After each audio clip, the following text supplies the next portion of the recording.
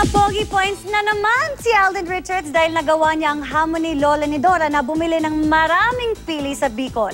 Ang kakambal naman ni Lola ni Dora, may ibinunyag tungkol sa katauhan ni Yaya Dub. May chika kay Aubrey Carampel.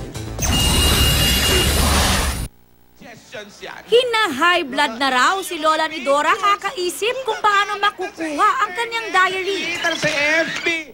Joey, baka naman, pautangin mo ako ng 51 million. Kahapon si Bossing. Itong katabi ko, mas maraming milyon. Oh, hati na lang kayo.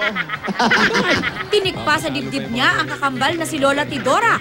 Nasigi pa rin sa makikipagtalbugan. Talo yan, Bossing. Single and lifting, no? At kung kahapon, family album nila ang ipinakita ni Tidora. Ngayon, throwback photos nilang dalawa ang kanyang baon. Paunggoy na ako. Eh bakit kaya absent sa Kalye Serye today si Yaya Dub?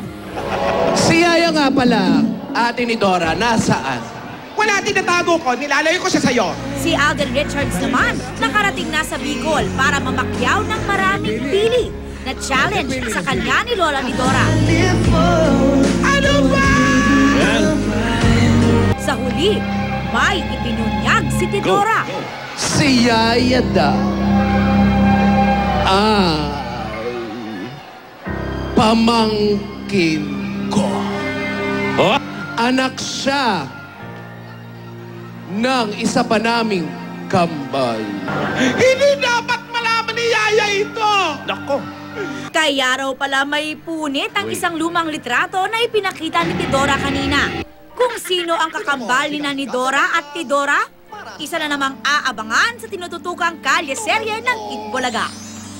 Aubrey Carampel updated sa Showbiz Happenings.